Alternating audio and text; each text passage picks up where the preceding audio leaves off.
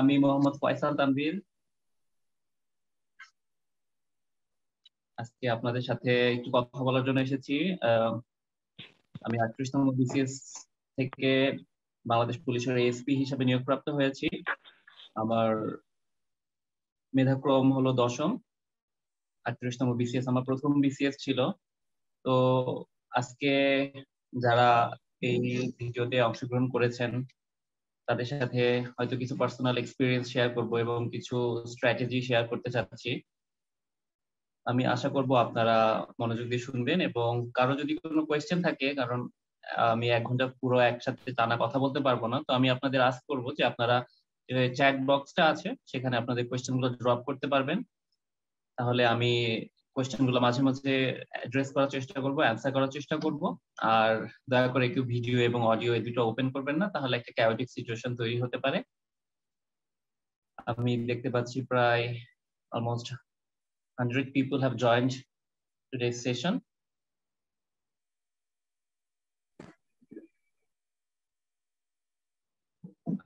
আপনাদের যদি কোনো কোয়েশ্চেন থাকে এবং কোনো ধরনের ডিস্টার্ব থাকে লাইনের অথবা অডিও অথবা ভিডিওতে, তাহলে আপনারা চ্যাট বক্সে এগুলো শেয়ার করতে পারেন। আর দয়া করে ভিডিও এবং অডিও এই দুইটাই ওপেন রাখবেন না, দুইটাই ক্লোজ রাখবেন আর কি। তো ঠিক আছে, আমি আমার ফর্মাল কথাতে শুরু হতে যাচ্ছি। আমি ফার্স্টেই ধন্যবাদ জানাতে চাই হুমায়ুন কবির ভাইকে। আমি গত সপ্তাহে আগে ভিডিওতে এসেছিলাম। ভিডিওটা অফ করুন।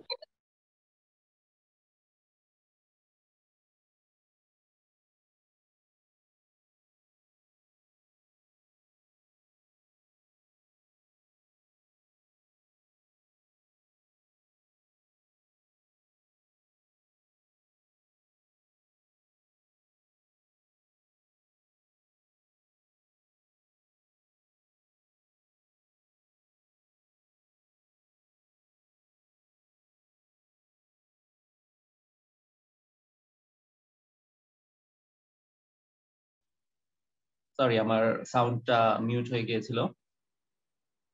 Sorry, I am really sorry, আমার সাউন্ডটা মিউট হয়ে গিয়েছিল, আমি আনমিউট করেছি।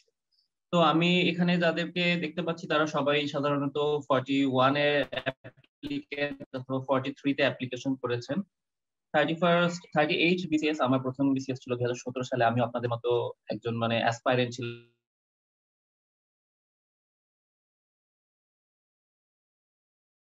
কেউ কিছু বলতে আসলে কোনো সিনিয়র, কোনো ক্যাডার যারা বিসিএস এ উত্তীর্ণ হয়ে পাবলিক সার্ভিস, তাদের কোনো কথাবার্তা শুনতে মনোযোগ দিয়ে শুনতাম না। তখন জুম মিটিং এর এতটা প্রচলন ছিল না, তাদের লেখা পেজকে কিছু ফলো করতাম। যে গ্রুপ গুলো ছিল বিসিএস আওয়ার গোল, ওই গ্রুপের লেখাগুলো ফলো করতাম। তো আপনারা আরো লাকি বলবো যে কারণ আপনারা এইভাবে লাইভ শুনতে পাচ্ছেন, লাইভ দেখতে পাচ্ছেন, কোয়েশ্চেন করার সুযোগ পাচ্ছেন। আমার মনে হয় যে আপনারা আরো বেশি লাকি। আমরা সেই সুযোগটা পেতাম না এভাবে কারোর সাথে সামনাসামনি কথা বলার জন্য। তো আমার 38 বিসিএস আমার ফার্স্ট বিসিএস ছিল। আমি 2017 সালে এপ্রিল মাসে অনার্স শেষ করার পরে জুন মাসে 38 বিসিএস এ অ্যাপ্লিকেশন করি। আমাদের 2017 সালে 29 ডিসেম্বর আমাদের বিসিএস প্রিলিমিনারি অনুষ্ঠিত হয়। তারপর 18 সালের অগাস্ট মাসে আমাদের রিটেন পরীক্ষা হয় এবং সর্বশেষ 2019 সালে 3 নভেম্বর আমি বিসিএস ভাইভাতে অংশগ্রহণ করি। আমাদের ফলাফল প্রকাশিত হয় 30 জুন 2020। তো এটা একটা দীর্ঘ প্রসিডিউর ছিল, প্রায় 4 বছরের। এখন 2021 সাল, আমি সবেমাত্র আমার 1 মাস সার্ভিসের বয়স হলো, 1 মাসের ইয়েতে। তো 4 বছরের একটা জার্নি, এটা আসলে সহজ ছিল না। অনেকেই হয়তো আরো দীর্ঘ সময় ধরে বিসিএস এর পিছনে শ্রম দিয়েছেন। তো আমি আসলে ভাগ্যবান বলবো নিজেকে যে আমি 4 বছর যদি আমার কাছে অনেক অল্প সময় ছিল, আমার কাছে অনেক বেশি সময় ছিল, কিন্তু অন্যদের তুলনায় এটা বলবো যে অনেক কম। আগামী বিসিএস গুলোতে আমি শুনছি, আমরা দেখতে পাচ্ছি যে প্রোগ্রামটা আরো শর্ট করার চেষ্টা করা হচ্ছে। ক্র্যাশ প্রোগ্রামের মাধ্যমে 1 থেকে 1.5 বছরের মধ্যে বিসিএস টা কমপ্লিট করার চেষ্টা করা হচ্ছে। তো সেক্ষেত্রে আপনাদের মনে রাখতে হবে, সময় যত কম পাবেন আপনার প্রিপারেশনটা আগে থেকে তত ভালো হতে পারে। আমরা 3 বছর ধরে আমরা প্রিপারেশন নিয়েছি, পরীক্ষা দিয়েছি। প্রিলির আগে 6 মাস সময় পেয়েছিলাম, রিটেনের আগে 7 মাস সময় পেয়েছিলাম, ভাইবার আগে তো 1 বছর সময় পেয়েছিলাম। তো এই সময়টা আমরা ইউটিলাইজ করতে পেরেছি। তো মনে রাখবেন, যত বিসিএস সময় কমে আসবে তত আপনাদের প্রিপারেশনটা আরো গোছানো হতে হবে। কারণ 1 বছরের মধ্যে যদি প্রিলিমিনারি, রিটেন, ভাইবা ৩টা সম্পন্ন হয়, তাহলে আপনি এবার জাস্ট কল্পনা করে দেখুন যে আমরা যে পড়াটা ৩ বছর ধরে পড়েছি সেটা আপনাকে 1 বছরের মধ্যে পড়তে হচ্ছে। তো বিসিএস প্রিলিমিনারি প্রিপারেশন এটা সবাই জানেন, 200 মার্কসের একটা পরীক্ষা, 10টা টপিকস থাকে। 10টা টপিকস বলতে বাংলা, ইংরেজি এগুলো সাব টপিক কিছু থাকে। তো সবকিছু মিলে 200 নম্বরের মধ্যে প্রায় 120 মার্কস তুলতে হবে। তাহলে আপনি আশা করতে পারেন যে বিসিএস প্রিলিমিনারিতে ভালো ফলাফল করতে পারবেন, মানে পাস করতে পারবেন। এখন একটা জিনিস হলো যে দুইটা বিষয় আমি কথা বলবো, যে 120 মার্কস যেটা আমি বললাম যে প্রিলিমিনারি 200 মধ্যে 120 তোলার ক্ষেত্রে, তো দেখা যায় যে এসব কম্পিটিটিভ এক্সামের ক্ষেত্রে এটা কিন্তু কোনো পাস মার্ক নেই, কোনো ফেল মার্ক নেই। কম্পিটিশনটা হবে আপনার কম্পিটিশন, আপনার প্রতিদ্বন্দ্বী কি পাচ্ছে, কি মার্কস পাচ্ছে এবং আপনি কি মার্কস পাচ্ছেন। টপ 20,000, 20,000 ওভারঅল ধরা যায় যে যারা 20,000 প্রথম 20,000 তারা হলো বিসিএস প্রিলিমিনারিতে টিকবে। তো এরকম হতে পারে যে 120 এর মধ্যে ওই 20,000 হতে পারে, আবার 95 এও ওই 20,000 হতে পারে। কারণ 37, 35 এই প্রিলিমিনারিতে গুলোতে দেখা যাচ্ছে 100 নিচেও কাট মার্কস এসেছে। তবে একটা সেফ জোন সবাই বলে থাকেন যে বিসিএস প্রিলিমিনারিতে কেউ যদি 120 মার্কস অ্যাচিভ করতে পারে তাহলে তার জন্য প্রিলিমিনারি পাসটা অনেকটাই নিশ্চিত হয়ে যায়। তো 120 মার্কস তোলার ক্ষেত্রে আমি তো প্রিলিমিনারি মোটামুটি 6-7 মাস প্রিপারেশন নিয়েছিলাম। আমার একটা প্লাস পয়েন্ট ছিল যে আমি এসএসসি এবং এইচএসসি তে বিজ্ঞান বিভাগের ছাত্র ছিলাম এবং বিশ্ববিদ্যালয়ে আমি ছিলাম ইংরেজি বিভাগের শিক্ষার্থী। তো সবাই বলে থাকে যে ইংলিশ, ম্যাথ, সায়েন্স এই 3টা সাবজেক্টে যদি কেউ ভালো থাকে তার জন্য বিসিএস টা অনেকটা ইজি হয়ে যায়। আমার জন্য এটা আসলে একটা প্লাস পয়েন্ট ছিল। আমি এসএসসি ইন্টার পর্যন্ত বিজ্ঞান এবং ম্যাথ করে আসার ফলে আমার ওইদিকে বেসিকটা মোটামুটি স্ট্রং ছিল এবং ইংলিশ ডিপার্টমেন্টে আমি গ্রাজুয়েশন, পোস্ট গ্রাজুয়েশন করার কারণে ইংলিশেও আমি মোটামুটি সক্ষম ছিলাম, মোটামুটি দক্ষ ছিলাম। এই জন্য প্রিলিমিনারি প্রিপারেশনটা আমার জন্য অতটা কঠিন মনে হয় নাই। আমি মূলত টার্গেট করেছিলাম যখন আমি অনার্স শেষ করলাম, তারপরে তার আগে থেকে কিছুদিন আগে থেকেই ফোর্থ ইয়ারে থাকা অবস্থাতে আমি মূলত সিলেবাস নিয়ে ঘাটাঘাটি এবং কোয়েশ্চেন ব্যাংক প্রিভিয়াস ইয়ার এগুলো কালেক্ট করেছিলাম। তো আমি কোয়েশ্চেনটা অ্যানালাইজ করে দেখতে পারলাম, সিলেবাসটা অ্যানালাইজ করতে দেখতে পারলাম মার্কস আসছে আপনার বিজ্ঞান, ম্যাথ, ইংলিশে আসছে 35, ম্যাথে আসছে 30 এবং বিজ্ঞান আসছে 30। তো 30 প্লাস 30 প্লাস 35 দ্যাট মিন্স 95। তো আমি দেখলাম যে এই 3টা সাবজেক্ট 95, এই 3টা সাবজেক্টে যদি কেউ ভালো তুলতে পারে, এবং এই 3টা সাবজেক্টে খেয়াল করে দেখবেন যে 95 এর মধ্যে চাইলে একটা পরীক্ষার্থী 80ও তুলতে পারে। ম্যাথে আপনার 15তে 15, 14 তো তোলা যায়, মেন্টাল অ্যাবিলিটিতেও 14 তোলা যায়, বিজ্ঞানে কম্পিউটারে 15 এবং সাধারণ বিজ্ঞানে 15।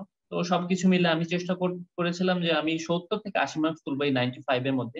এর বাইরে যে সাবজেক্ট গুলো ছিল, বাংলাদেশ বিষয়াবলী, আন্তর্জাতিক বিষয়াবলী, ভূগোল, নৈতিকতা, মূল্যবোধ, বাংলা সাহিত্য, এর বাইরে ছিল উম আরো কিছু ছিল টপিক, পৌরনীতি টাইপের টপিক ছিল। তো আমি যেহেতু আর্টস ব্যাকগ্রাউন্ড এবং সায়েন্স ব্যাকগ্রাউন্ড দুইটা মিশেলে, তো আমি এই বাংলাদেশ বিষয়াবলী, আন্তর্জাতিক বিষয়াবলী এই সাবজেক্ট গুলো, সমাজ বিজ্ঞান রিলেটেড সাবজেক্ট গুলোতে আমি একটু দুর্বল ছিলাম। আমার এগুলো মনে থাকতো না, ডাটা মনে থাকতো না। তো আমি চেষ্টা করতাম যে এই সাবজেক্ট গুলোতে একবারে মিনিমাম মার্কস তুলে এখানে বাংলা, ইংরেজি, ম্যাথ এবং বিজ্ঞান এই 3টাতে কভার আপ করার জন্য। তো আমার স্ট্র্যাটেজিটাতে আমি বলবো যে আলহামদুলিল্লাহ আমি সফল ছিলাম, কারণ আমি দুইটা বিসিএস প্রিলিতে অ্যাপ্লিকেশন করেছিলাম। মানে দুইটাতে আমি অবতীর্ণ হয়েছিলাম, 38 এবং 40 দুইটাতে আমি সাফল্য লাভ করেছিলাম প্রিলিমিনারিতে। এবং আমি অনেকটা নিশ্চিত ছিলাম যে আমি প্রিলিমিনারি পাস করবো, কারণ 38 বিসিএস এ আমার প্রায় 140 মতো কারেক্টেড ছিল এবং 40 বিসিএস এ প্রায় 125 এর মতো সঠিক, মানে নেগেটিভ বাদ দেওয়ার পরে 125 মতো ছিল। তো প্রিলিতে আমার জন্য খুব ইজি ছিল।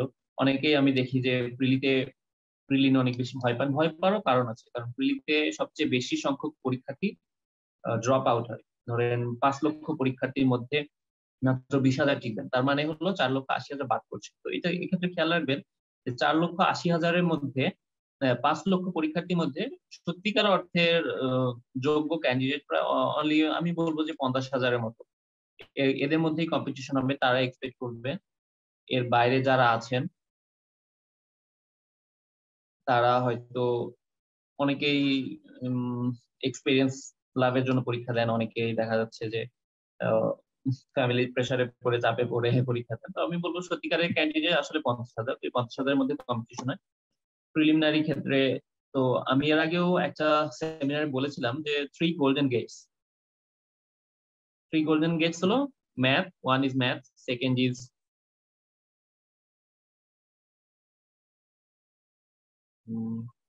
Just minute.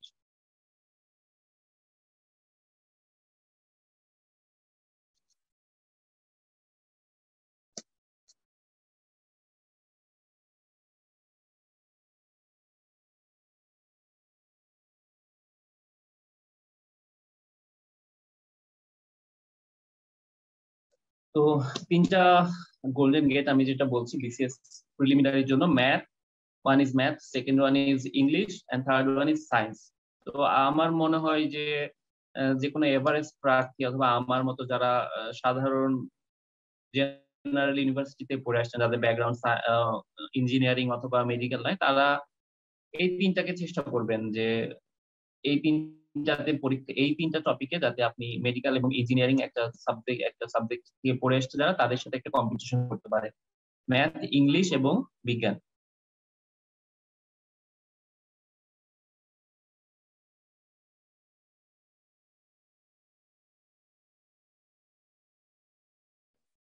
হ্যালো। তো প্রথমে বলছি ইংলিশের কথা। ইংলিশে আপনারা জানেন হচ্ছে মোটামুটি 35 মার্কস, 20 মার্কস হলো গ্রামার এবং 15 মার্কস হলো ইংলিশ লিটারেচার, ইংরেজি সাহিত্য। তো গ্রামারের পার্টের জন্য আমি যেটা করেছিলাম, আমি প্রথমেই কিছু গাইড বই, আসলে সবাই তো গাইড বই দেখে পড়ে প্রিলিমিনারি প্রিপারেশন। আমার কাছে মনে হয়েছে এটা গাইড বই থেকে আমি পড়ে অনেকটা লাভবান হয়েছি। এর বাইরে কোনো সাবজেক্টে যদি আপনি ভালো করতে চান, এক্সট্রাঅর্ডিনারি মার্কস করতে চান, অথবা কোনো সাবজেক্টে যদি আপনার স্পেসিফিক দুর্বলতা থাকে, সেক্ষেত্রে আপনি এর বাইরে অনেক মৌলিক বই আছে যেগুলো আপনার বেসিক বিল্ড আপের জন্য সাহায্য করবে। আপনার যে দুর্বলতা গুলো আছে, অথবা আপনি যদি আরো বেশি কিছু জানতে চান সেগুলো ক্ষেত্রে, যেমন ধরুন আমি ইংলিশ লিটারেচারের ইংরেজি ডিপার্টমেন্টের স্টুডেন্ট হওয়ার পরেও আমার কিন্তু গ্রামারে দুর্বলতা ছিল, কারণ আমাদের পড়াশোনা ছিল সব সাহিত্য নির্ভর।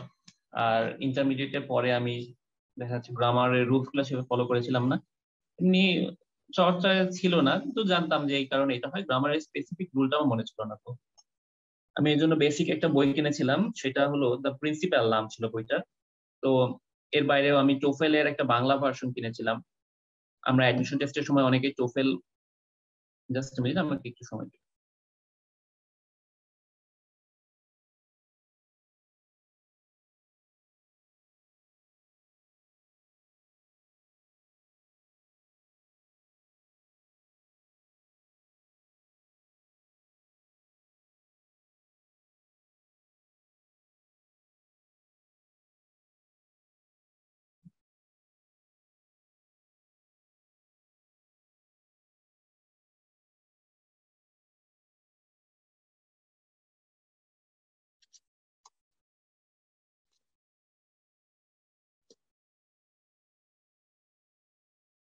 Sorry for the interruption.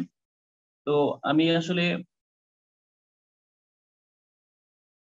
আহ, আমি আসলে প্রথমে গ্রামার দেখলাম যে গ্রামার বাদ দিয়ে প্রিলিমিনারিতে ইংলিশে ভালো করা আসলে পসিবল না। তো আমি ওই বেসিক যে দুইটা বই, দ্য প্রিন্সিপাল, আমার রাইটারটার নাম ঠিক মনে নেই, আর টোফেলের বাংলা ভার্সন, টোফেল আমরা অ্যাডমিশন টেস্টের সময় পড়েছিলাম। তো এই দুইটা বই আমি পড়লাম, তারপরে গাইড বইতে চলে গেলাম।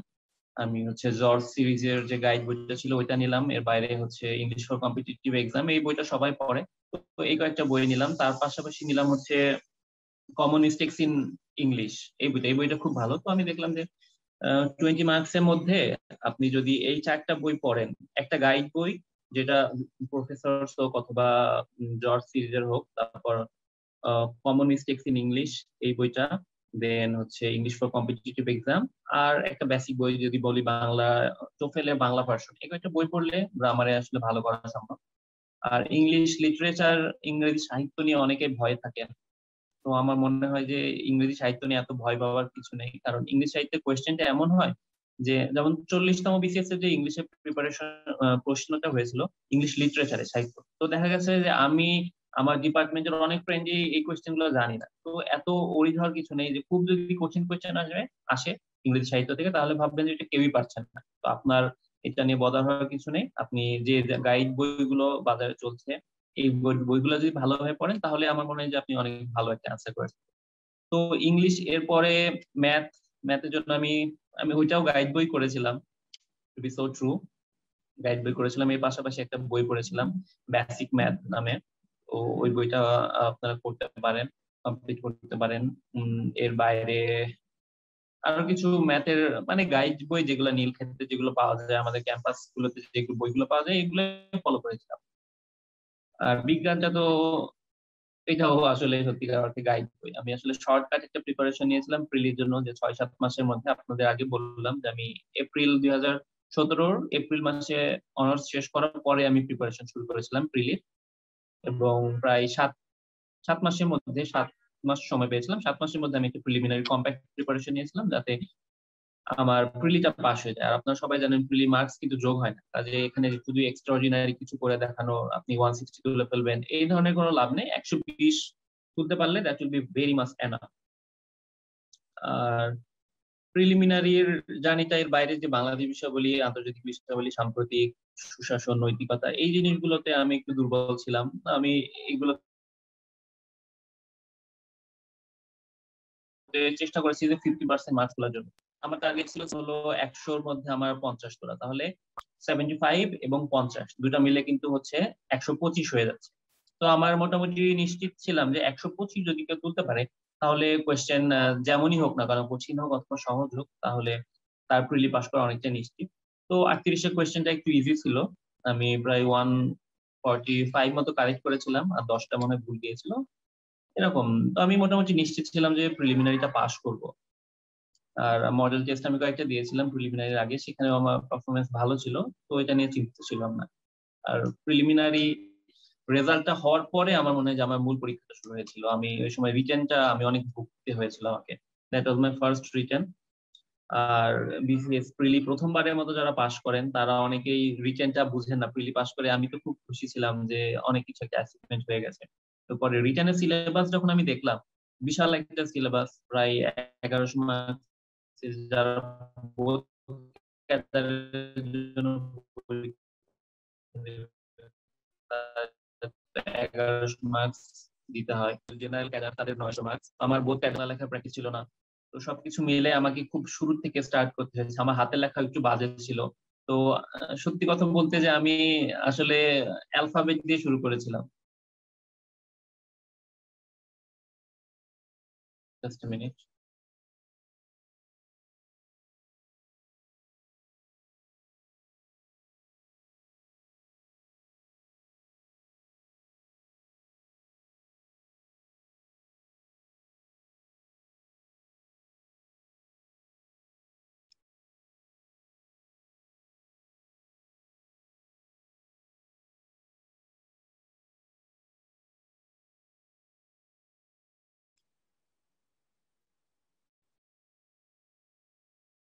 প্লিজ, এখানে স্ক্রিন শেয়ার হচ্ছে আমি দেখতে পাচ্ছি, এটা কাইন্ডলি বন্ধ করবেন, অথবা আপনাকে আমরা ব্লক করতে বাধ্য হব।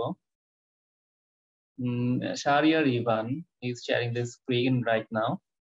I'm asking him to remove it, otherwise you'll be.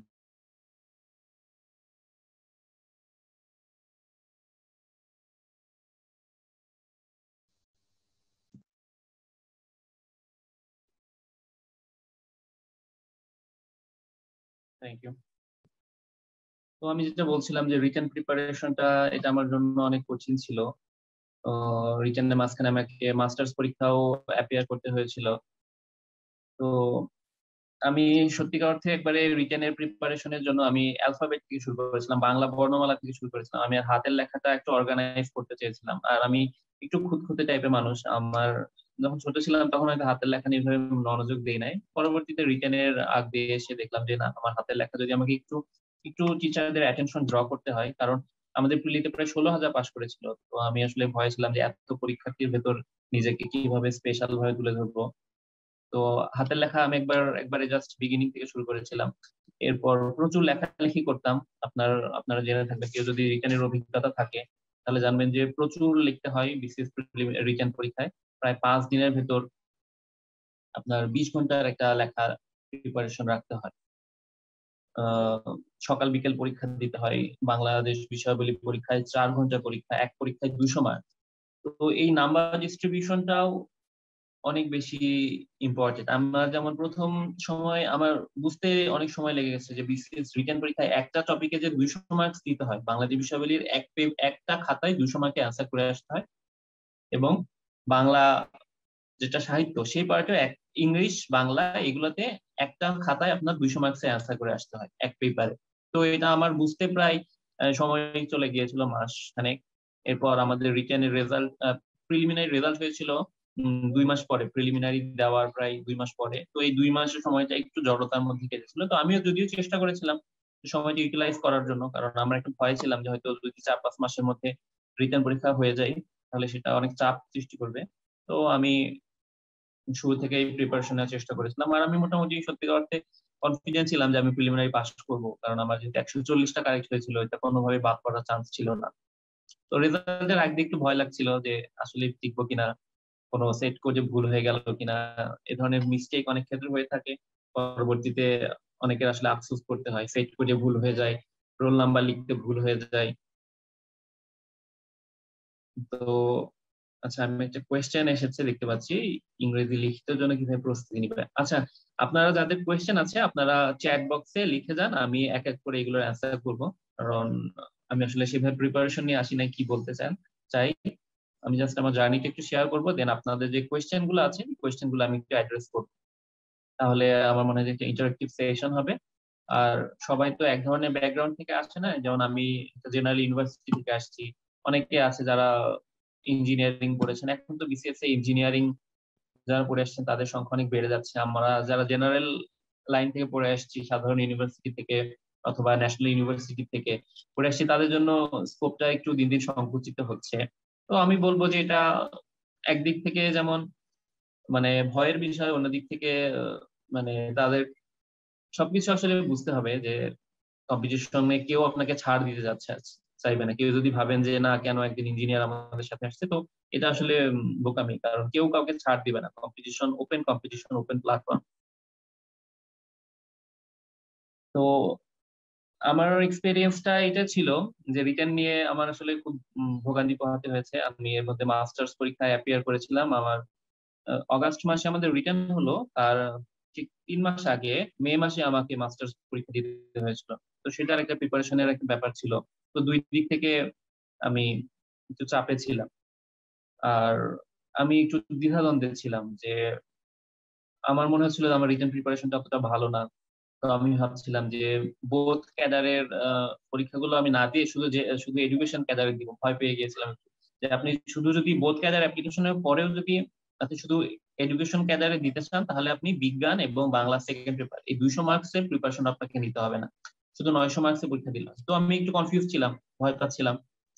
তো এটা আসলে খুব কঠিন সময় ছিল, এবং আমি বলবো যে আমি খুব ভাগ্যবান যে আমি ওই সময় ভয়ের কাছে নতি স্বীকার করি নাই। যদি ভয় পেয়ে আজকে জেনারেল ক্যাডার পরীক্ষাটা না দিতাম তাহলে আমার এই পুলিশ ক্যাডার আসতো না, তো শিক্ষা ক্যাডার আসতো। শিক্ষা ক্যাডার যদিও আমার চয়েস লিস্টে অনেক উপরে থেকে ছিল, 3 নম্বরে ছিল। আমি চাচ্ছিলাম যে 38-এ যাতে একটা ক্যাডার পাই কিছু হলো।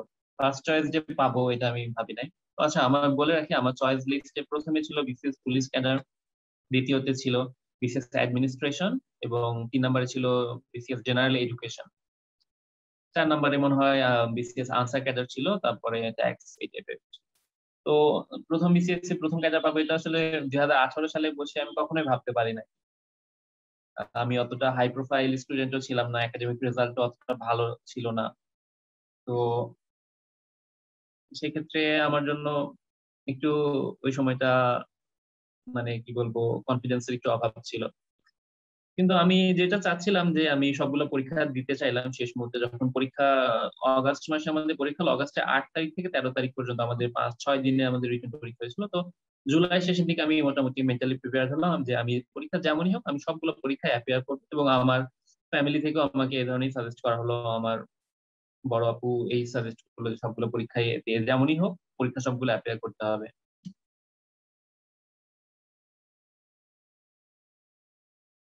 আচ্ছা, আমি আরেকটা কোয়েশ্চেন পেয়েছি, আমি এটা একটু অ্যাড্রেস করবো পরে। মেডিকেল নিয়ে আপনি কোয়েশ্চেন করেছেন যে পুলিশের মেডিকেল নিয়ে, তো এটা আমি আপনাকে পরে অ্যাড্রেস করছি। আমি জাস্ট ফার্স্টে আমার এক্সপেরিয়েন্সটা শেয়ার করছি, আমার জার্নিটা, দেন আমি I will come back to your questions. Just drop your questions in the comment section. Okay. তো আমাদের রিটেন পরীক্ষাটা হয় অগস্ট মাসে এবং আমি সবগুলো রিটেন দিই। আমার ম্যাথ পরীক্ষাটা একটু বাজে হয়েছিল, একটু বলতে অনেকটাই বাজে হয়েছিল। ইংলিশ পরীক্ষাটা অনেক ভালো হয়েছিল, ইংলিশ, বাংলা, বাংলা সাহিত্য, আন্তর্জাতিক, বাংলাদেশ বিষয়াবলী, আন্তর্জাতিক বিষয়াবলী, বিজ্ঞান, এই পরীক্ষাগুলো অনেকটা এভারেজ হয়েছিল। ভালো হয়েছিল ইংলিশ পরীক্ষাটা এবং বাংলা পরীক্ষাটা, আর খারাপ হয়েছিল ম্যাথ পরীক্ষাটা।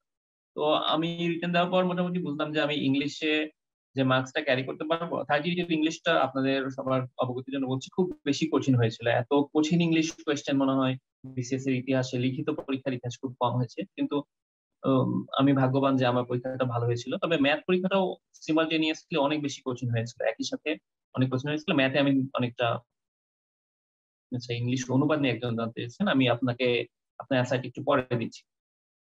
তো ম্যাথে আমার যে ঘাটতি ছিল প্রায় 15-20 মার্কসের মতো, আমি আমি ভাবছিলাম যে একজন যে মানে টাফ ক্যান্ডিডেট, যে যোগ্য একজন প্রতিদ্বন্দ্বী, তার থেকে আমি ম্যাথে প্রায় 15-20 আমি পিছিয়ে থাকবো। তো সেক্ষেত্রে আমার ভরসা ছিল যে ইংলিশে আমি হয়তো আরো 20-30 এরকম এগিয়ে থাকতে পারি। কারণ ইংলিশ পরীক্ষা আমরা যারা শুনছিলাম সবারই প্রায় এভারেজ টাইপের হয়েছিল, খুব ভালো পরীক্ষা কমই হয়েছিল। আমি আমার কিছু বন্ধু যারা ইংলিশে স্ট্রং ছিল, যাদের বেসিক স্ট্রং ছিল, তাদের জন্য ইংলিশ পরীক্ষাটা ভালো হয়েছিল। তো সব মিলে আমি মোটামুটি আশাবাদী ছিলাম যে রিটেনে ফেল করবে না। রিটেনে ফেল সাধারণত সবাই করে না, যারা সিরিয়াসলি পরীক্ষাগুলো দেয় তারা সবাই পাশ করে, অনেকে হয়তো দুর্ভাগ্য। আমি 38তম বিসিএস খুব কমই দেখেছি যারা সবগুলো পরীক্ষা খুব সিরিয়াসলি দিয়েছেন, তারা ফেল কমই করেছেন। তার বাইরেও যদি কেউ থেকে থাকেন সেটা খুব দুর্ভাগ্যজনক। তো আমাদের 16,000 পরীক্ষার্থীর মধ্যে 9,800 জন মোস্ট প্রবাবলি আমরা লিখিত পরীক্ষাতে পাশ করি। আমি বোথ ক্যাডারে পাশ করি। তখন সেটা 2019 সালের জুলাই জুলাই মাস, যখন আমাদের রিটেনের রেজাল্ট হলো। এরপর ভাইবার প্রিপারেশন, আমার বোথ ক্যাডারে ভাইবা ছিল। আমি প্রায় রিটেনের রেজাল্ট হওয়ার পর প্রায় 4 মাস মতো হাতে সময় পেয়েছিলাম ভাইবার প্রিপারেশনে। তো আমি রিটেন এক্সাম কমপ্লিট করার পর আমি একটা ছোটখাটো একটা ক্যালকুলেশন করে দেখলাম যে আমার মার্কস কেমন আসতে পারে। সাধারণত এটা বলা হয় যে বিসিএস লিখিত পরীক্ষায় যদি আপনি 580 মতো পেয়ে থাকেন, তাহলে আপনার একটা ডিজায়ার্ড ক্যাডার আপনি, মানে আপনার প্রথম পছন্দ যেটা, সেটা আপনি পাওয়ার আশা করতে পারেন। তো আমার আসলে 580, আমি হিসাব করে কোনোভাবে 580 মিলাতে পারছিলাম। তখন আমার মনে হলো যে আমি ভাইবার প্রিপারেশন তাহলে শুরু করি। অনেকে আছে যে দেখা যাচ্ছে যে রিটেন পরীক্ষা দেওয়ার পর ভাইবার আগ দিয়ে পড়া শুরু করে, রিটেন রেজাল্টের জন্য অপেক্ষা করে। তো আমি এই জিনিসটা করি না। আমি বলবো যে আমি প্রায় 1 বছর ধরে ভাইবার প্রিপারেশন নিয়েছিলাম। 2018 সালের অগাস্টে পরীক্ষা শেষ হলো। আমি মনে হয় অক্টোবরে মনে হয় বইপত্র কিনলাম ভাইবার জন্য। বইপত্র কিনে আমি প্রিপারেশন শুরু করলাম। 2019 সালে নভেম্বরে গিয়ে আমি ভাইবা পরীক্ষা দিলাম। তো প্রায় 1 বছর ধরে আমি বিসিএস ভাইবার প্রিপারেশন নেই। এর মধ্যে আমি 40-এর প্রিলিমিনারিতে অ্যাপিয়ার করি, প্রিলিমিনারির জন্য পড়াশোনা করা লাগে। এর বাইরে আরো কিছু ছোটখাটো কিছু পরীক্ষাতে অ্যাপ্লিকেশন করি এবং সেগুলোতে প্রিলিমিনারি কয়েকটা কোয়ালিফাই করেছিলাম। ব্যাংকের কিছু পরীক্ষা দিলাম। ব্যাংকের পরীক্ষা দেওয়ার পরে মনে হলো যে না, ব্যাংকটা আসলে, ব্যাংকের ম্যাথটা আমি পাচ্ছিলাম না, খুব কঠিন মনে হচ্ছিল। তো একটা একটা আমরা রিটেন দিয়েছিলাম ব্যাংকের, কম্বাইন্ড 8 ব্যাংক।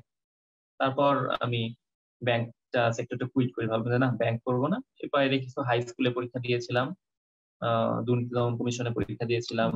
তারপর আরো এরকম কয়েকটা বেজাতে পরীক্ষা দিয়েছিলাম, বাংলাদেশ ইকোনমিক্স ও মাস পরীক্ষা। নবম গ্রেডে ছিল, হাই স্কুলের জবটা ছিল 10ম গ্রেডে। তো আমার আসলে ভাগ্যবান যে সবগুলো পরীক্ষায় আমি রিটেন কোয়ালিফাই করার পর আমার ভাইবা, একমাত্র আমি 38তম বিসিএস এর ভাইবাটা আমি দিয়েছিলাম। এর বাইরে অন্য ভাইবা গুলো 38-এর রেজাল্ট হওয়ার পরে অনুষ্ঠিত হয়। এর আগেই যেহেতু আমি আমার পছন্দের প্রথম পছন্দ পেয়ে যাই 38তমতে, তো আমি অন্য কোনো ভাইবাতে আর অ্যাপিয়ার করি না। এই একটি মাত্র আমার বিসিএস ভাইবা, একমাত্র চাকরির ভাইবা, একমাত্র জব ভাইবা ছিল। এবং এটাতে আমি যেহেতু প্রথম পছন্দে পেয়ে যাই, আমি এর জন্য আর পরবর্তীতে অ্যাপ্লাই করি নাই, অন্য কোনো ভাইবা থেকে উপস্থিত হই। তো আমার জন্য 2019 সালটা খুব খুব বেশি চ্যালেঞ্জিং ছিল। আমি একসাথে 40তম বিসিএস এর প্রিলিমিনারি এবং 38তম বিসিএস এর ভাইবা প্রিপারেশন নেই। প্রিলিমিনারি পরীক্ষা 40-এ দেওয়ার পর আমি মনে হয়েছিল যে না, আমি এবারও মানে কোয়ালিফাই করতে পারবো। প্রায় 40-এর কোয়েশ্চেনটা 38-এর তুলনায় একটু কঠিন হয়েছিল। তো তো 38-এ যদি আমি 140টা কারেক্ট করে আসি, 40-এ আমি 120-25-এর মতো কারেক্ট করেছি। তো মনে হচ্ছিল তাও পাস করে যাব। আর আমি আমাদের একটা কমিউনিটি ছিল, আমার বন্ধু কিছু ছিল, কিছু ভাই সিনিয়র ভাই ছিল, তাদের সাথে যোগাযোগ করতাম যে তারা কেমন পরীক্ষা দিল। তো মনে হচ্ছিল যে পাস করব। তারপরে একটু ভয় ছিলাম। তো 40-এ প্রিলিমিনারিটাও আলহামদুলিল্লাহ কোয়ালিফাই করে যায়। আর 38-এ ভাইবাটা এটা আসলে আমার জন্য একটা অনেক মানে জীবন পাল্টে দেওয়ার একটা অভিজ্ঞতা। আমার ভাইবাটা খুব বেশি ভালো হয়েছিল। আহ সবকিছু মিলে আসলে একটা, আমি কি বলবো, একটা কমপ্লিট জার্নি ছিল। 2020 সালের 30 জুন আমি আমার রেজাল্ট পাই এবং আমি খুব বেশি উচ্ছ্বসিত ছিলাম।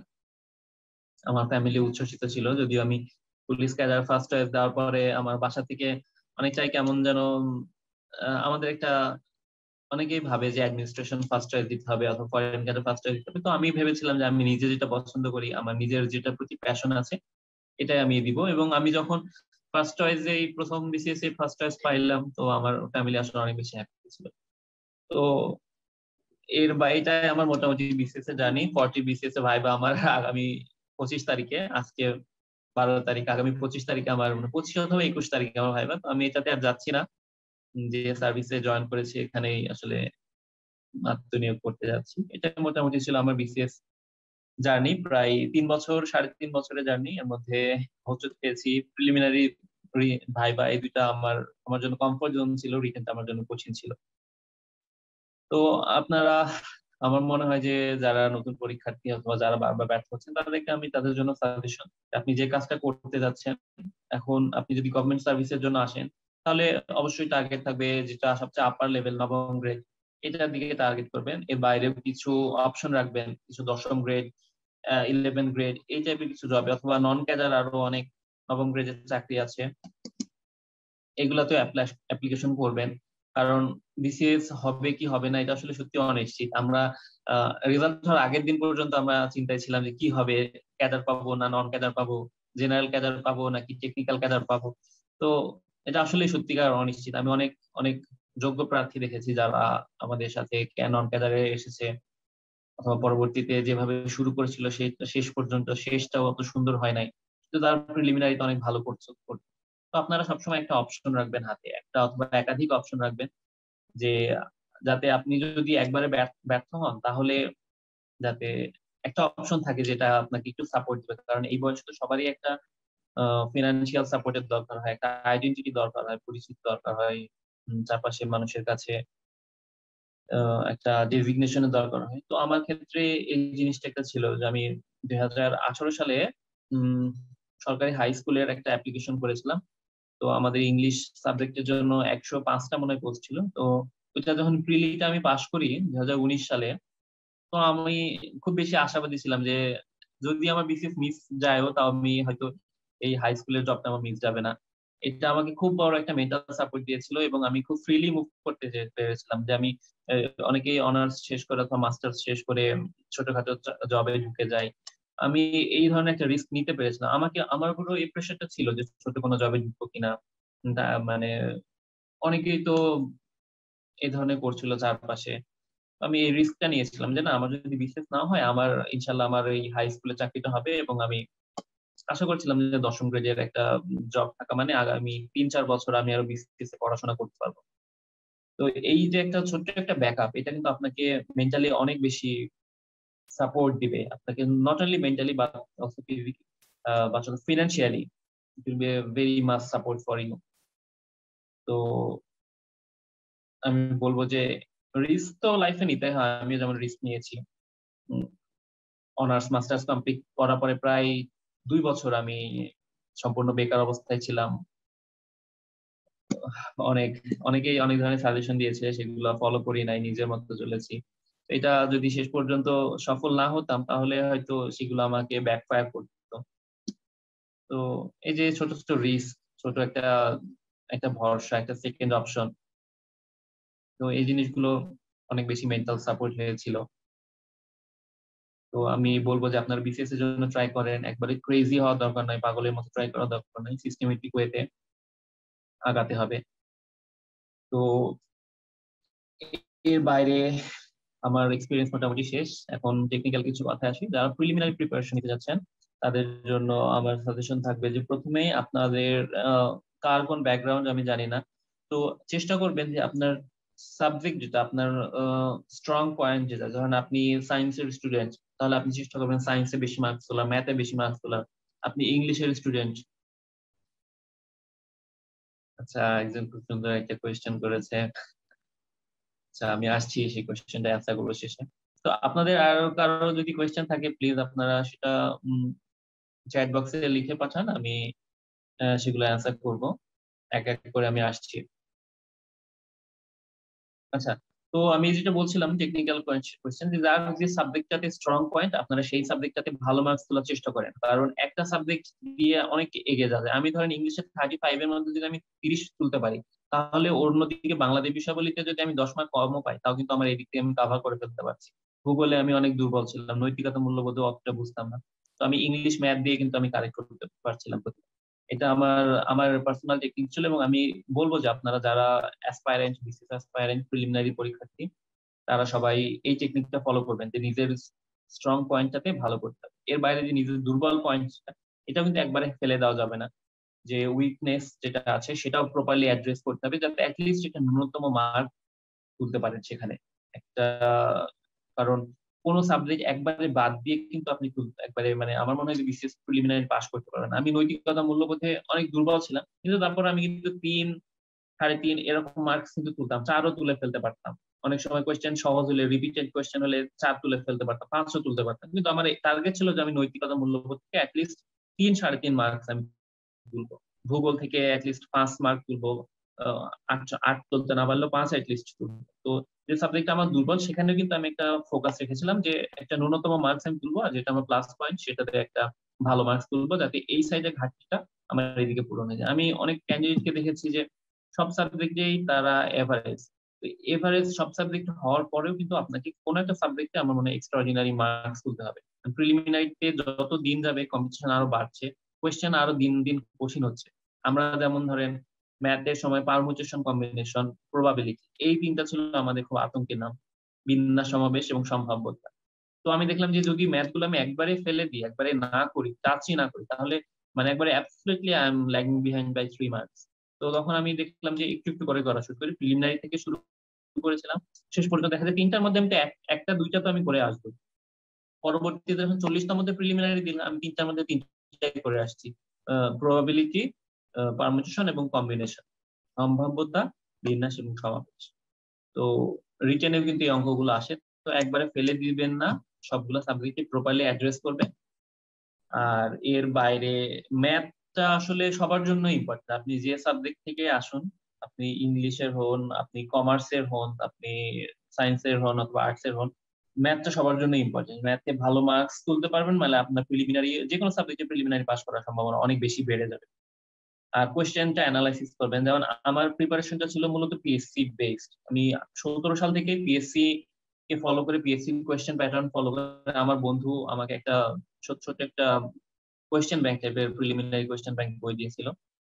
তো সেখান থেকে আমি কোয়েশ্চেনটা ফলো করেছিলাম যে কি ধরনের কোয়েশ্চেন আছে। আমি পিএসসি বেসড, আপনারা দেখবেন যে বিভিন্ন ইনস্টিটিউশনের কোয়েশ্চেনের মধ্যে কিন্তু প্যাটার্নের ভুল থাকে, মানে অমিল থাকে। যেমন পিএসসি এক ধরনের কোয়েশ্চেন করে, ঢাকা ভার্সিটির আইবিএ যদি একটা কোয়েশ্চেন করে সেটা অন্যরকম থাকে। তো আমি ছোট্ট একটা জিনিস শেয়ার করতে চাই যে আমার প্রিলিমিনারি প্রিপারেশনটা এতটা পিএসসি বেসড ছিল, মানে আমি একটি মাত্র প্রিলিমিনারি পরীক্ষায় এখন পর্যন্ত আমি ফেল করেছিলাম, সেটা হচ্ছে 2019 সালে অনুষ্ঠিত এনএসআই এর অ্যাসিস্ট্যান্ট ডিরেক্টর পোস্টে। তো ওই কোয়েশ্চেনটা যতদূর শুনেছিলাম যে ঢাকা ভার্সিটির আইবিএ মডেলে তৈরি করা হয়েছিল, তো ওইটা একমাত্র প্রিলিমিনারি যেটা আমি ফেল করেছিলাম। তো বুঝতে পারছেন যে যে যে সাবজেক্টে যে যে ধরনের প্রিপারেশন নেয় সে সেই ধরনের টপিক গুলোতে পাস করা তার জন্য সহজ হয়ে যায়। পিএসসি এর আন্ডারে যতগুলো পরীক্ষা দিয়েছি আলহামদুলিল্লাহ আমি কোনো জায়গাতেই ফেল করি নাই। আহ, এই ছিল preliminary preparation. Preliminary marks distribution এখানে যারা আছেন আমি মনে করি সবাই জানেন। বুক লিস্টটা যেটা আমি বলবো যে এক সেট গাইড বই পড়তে হবে, যে কোনো প্রকাশনীর আপনারা পড়তে পারবেন। আমি বিসিএস আওয়ার গোল পেজে কিছু লেখা লিখেছিলাম, সেখানে আমি বলেছিলাম যে গাইড বই আসলে মূলত সব একই, আপনি যে প্রকাশনীটাই পড়ুন, আমি নাম নিতে চাচ্ছি না, প্রকাশনী সবগুলোই মোটামুটি একরকম। বাজারে যেটা বেশি চলে আপনারা চেষ্টা করবেন সেই বইটাই কেনার জন্য, তাহলে দেখা যাচ্ছে যে আপনি আপ টু ডেট থাকবেন। আর নতুন বই প্রতি বছর একটা ক্যান্ডিডেট প্রতিবার নতুন বই কেনার দরকার নেই, এক সেট হয়ে গেলেই যথেষ্ট। যেমন আমি 38-এর বই দিয়ে 40 এবং 41-এ পড়া পড়েছিলাম। 41-এর জন্য কিছুদিন প্রিপারেশন নিয়েছিলাম আর কি, 40তম বিসিএস লিখিত দেওয়ার পরে। বুক লিস্ট এক সেট গাইড বই নিবেন। এর বাইরে যে সাবজেক্টটাতে আপনি একটু ভালো করতে যাচ্ছেন অথবা যে সাবজেক্টটাতে আপনি একটু দুর্বল, সেগুলোতে মৌলিক বই কিনবেন। মৌলিক বইয়ের কিছু লিস্ট আমি বিসিএস আওয়ার গোল যে গ্রুপটা আছে ওখানে আমি পোস্ট করেছি এবং ইন ফিউচারে করবো। তো এখন আসলে সবগুলো বইয়ের সবগুলো বইয়ের লিস্ট আসলে আমি এখন দিতে পারছি না, কারণ আমি এই ধরনের প্রিপারেশন নিয়ে আসিনি, এগুলো লিখে রাখতে হতো।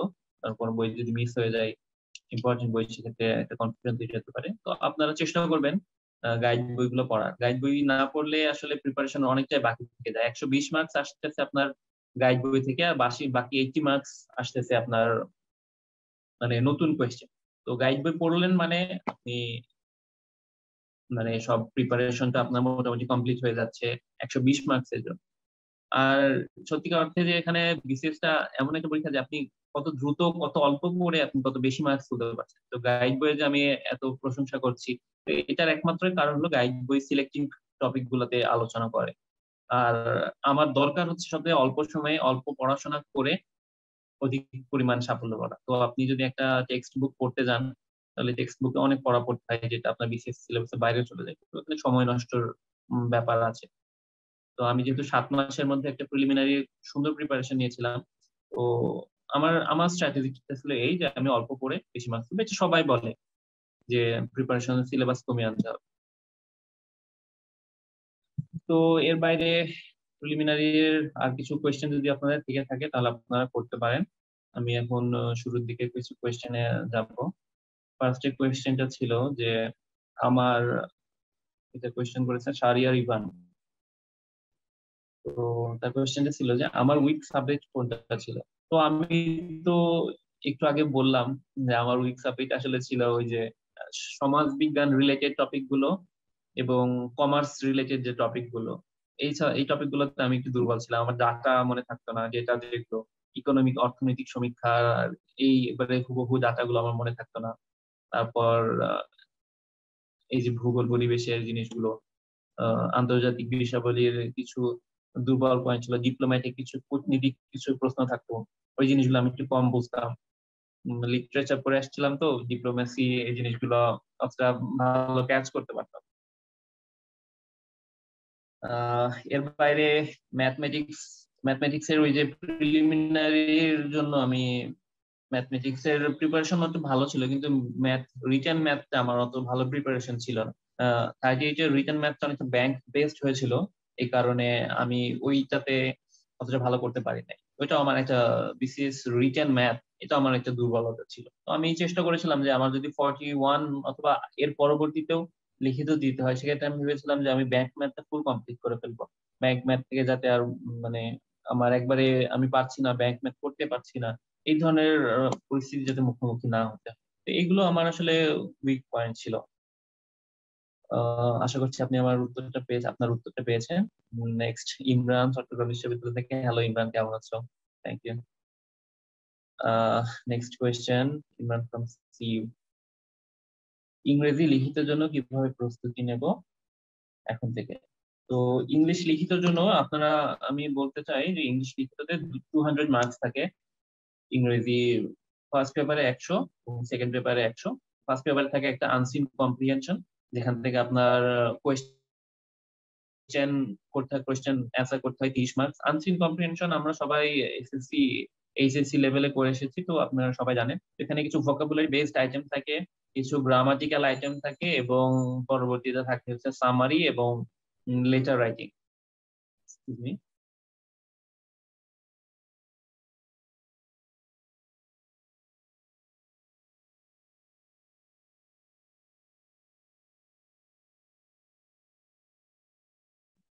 হ্যাঁ, তো সামারি এবং লেটার রাইটিং। তো এই প্রথম 100 মার্কসে ভালো থাকলে আপনার ইংলিশ রিডিংটা ভালো হতে হবে, কারণ প্যাসেজটা অনেক সময় খুব কঠিন দিয়ে দেয়। 38-এর প্যাসেজটা এত কঠিন ছিল যে অনেকে বুঝতে পারছিল না যে কি টপিকে এই কোয়েশ্চেনটা এই প্যাসেজটা এসেছে। এবং তখন আপনি যদি প্যাসেজ না বুঝতে পারেন, তাহলে প্রথম 100 মার্কস ফুল আপনার প্যাসেজের উপর থেকে অ্যান্সার করতে হয়। কাজে আপনার রিডিং ভালো থাকতে হবে, আন্ডারস্ট্যান্ডিং ভালো থাকতে হবে, ভোকাবুলারিটা বাড়াইতে হবে। তো ভোকাবুলারি বাড়ানোর জন্য আপনি ভোকাবুলারি বই কিনতে পারেন অথবা রেগুলার আপনি নিউজ পেপার ফলো করতে পারেন। এগুলো আসলে একটু কঠিন হয়ে যায় যদিও শুনতে। আমি নিজেও এগুলো করতাম না। সাধারণত চেষ্টা করতাম যে নতুন কোনো শব্দ পেলে সেগুলো খাতায় টুকে ফেলতাম অথবা ফোনে অনেক সময় লিখে ফেলতাম, গুগলে সার্চ দিয়ে দেখে নিতাম এটা মিনিং কি। তো এইভাবে রিটেন ভোকাবুলারিটা ইনরিচ হয়েছিল। গ্রামাটিক্যাল পার্টটাও আপনি প্র্যাকটিস করতে থাকবেন, প্রিলিমিনারি পাশাপাশি একটু দেখবেন। এইভাবে আর ফ্রি হ্যান্ড রাইটিং এর প্র্যাকটিস করবেন, তাহলে সামারি লিখতে হবে 20 মার্কসের, লিটার লিখতে হবে। তো এই জিনিসগুলো ইজি হবে। এগুলো আসলে প্রিলিমিনারির জন্য না, এগুলো আপনি প্রিলিমিনারি কমপ্লিট করে তারপর করবেন। প্রিলিমিনারি সময় যদি আপনি ফ্রি হ্যান্ড রাইটিং এ প্র্যাকটিস করতে যান, আপনার প্রিলিমিনারি প্রিপারেশনে ঘাটতি তৈরি হবে। ও তো তারপর ইংলিশ সেকেন্ড পেপারে নেক্সট 200 মার্কস থাকে, 200 মার্কসের মধ্যে থাকে হচ্ছে অনুবাদ থাকে, এবং দুইটা অনুবাদ থাকে মোস্ট প্রবাবলি, আমার ঠিক মনে নেই। দুইটা অনুবাদ থাকে, একটা Bengali to English and English to Bengali. Then the second one is 50 marks essay. 50 marks এসে ক্ষেত্রে 50 মার্কস এসে ক্ষেত্রে আপনাকে ওই ফ্রি হ্যান্ড রাইটিং থাকতে হবে। তারপর কিছু ইম্পর্টেন্ট টপিক দেখে যাবেন, অনেক সময় কমন পাওয়া যায়, অধিকাংশ সময় সাধারণত কমন পাওয়া যায় ইংলিশ এসেটা। ট্রান্সলেশনের জন্য আপনাকে এটাও সেম সাজেশন, সবসময় আপনাকে প্র্যাকটিসের মধ্যে থাকতে হবে। ট্রান্সলেশন যত বেশি প্র্যাকটিস করবেন, ট্রান্সলেশন কিন্তু আমরা কেউ আসলে সত্যিকার অর্থে স্টুডেন্ট লাইফে কোনোদিন করি না। বিসিএস এ প্রথম এসে ট্রান্সলেট করতে গিয়েছি বাংলা টু ইংলিশ অথবা ইংলিশ টু বেঙ্গলি। তো এটাও জাস্ট প্র্যাকটিস, ভোকাবুলারি বাড়াবেন, বই থেকে নিজে ট্রান্সলেট করবেন। ট্রান্সলেশন করতে আসলে একটু বিরক্তই লাগে, তারপরে একটু ধৈর্য নিয়ে করতে হবে। ঠিক আছে? আশা করছি যে ট্রান্সলেশনে ভালো মার্কস তুলতে পারলে আপনার এটা ভালো সম্ভাবনা থাকে, কারণ বাংলা সেকেন্ড পেপারে আবার ট্রান্সলেশন করতে হয়। সব মিলে প্রায় 75 মার্কস থাকে ট্রান্সলেশন, বাংলা অনুবাদ অথবা ট্রান্সলেশন। তো ইংলিশ ট্রান্সলেশন একটু প্র্যাকটিস করবেন, বই থেকে প্র্যাকটিস করতে পারেন অথবা বিভিন্ন ধরনের নিউজ পেপার থেকে ফলো করতে পারেন। এভাবে আপনি ট্রান্সলেশনে ভালো করবেন। আর ইংলিশ লিটারেচার, ইংলিশ যে এসে যেটা আসে এটার জন্য খেয়াল রাখবেন। অনেক ধরনের সাজেশন আসে, আমি তো আসলে ওইভাবে সিলেবাস গুলো ফলো করি না এখন। তো যারা ফলো করেন তারা অনেক সময় সাজেশন দেন পরীক্ষার আগে। তো আমি প্রায় এরকম 15টার মতো মনে হয় এসে পড়েছিলাম, তো একটা কমন পেয়েছিলাম। ইংলিশ এসে আমাদের সময় ইংলিশ এসেটা সহজ ছিল, কিন্তু ফার্স্ট পেপার যে ইংলিশ কম্প্রিহেনশন এটা খুব টাফ ছিল। Next question. এখন থেকে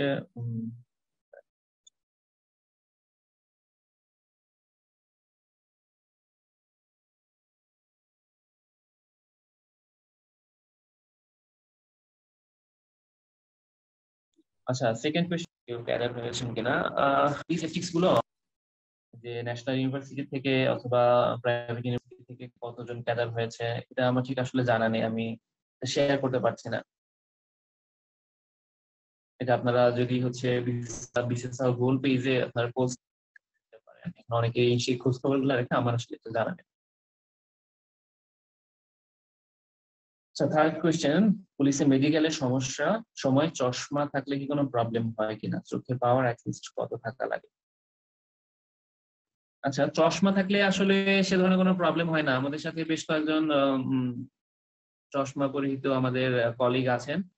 তো আশা করছি এটা নিয়ে কোনো ভয় পাওয়ার কিছু নেই। যদি একবারে খুব বেশি প্রবলেম না থাকে তাহলে প্রবলেম হওয়ার কথা না। আমার মনে হয় না যে চশমা থাকলে প্রবলেম হয়। আমি বেশ কয়েকজনকে দেখেছি, ইভেন আমাদের বিভিন্ন ক্যাডারে আমি কালার ব্লাইন্ডও দেখেছি, যে যারা আমরা মেডিকেল টেস্ট করতে গিয়ে কালার ব্লাইন্ড হয়েছিল, তাদেরও গেজেট হয়ে গেছে, তারা আলহামদুলিল্লাহ জবে জয়েন করেছেন।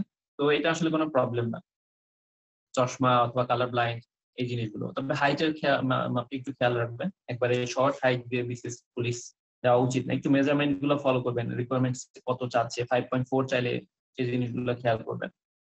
ঠিক আছে? ওকে, জাস্ট মিনিট, আমি একটু আসছি। I will write back after 2 minutes.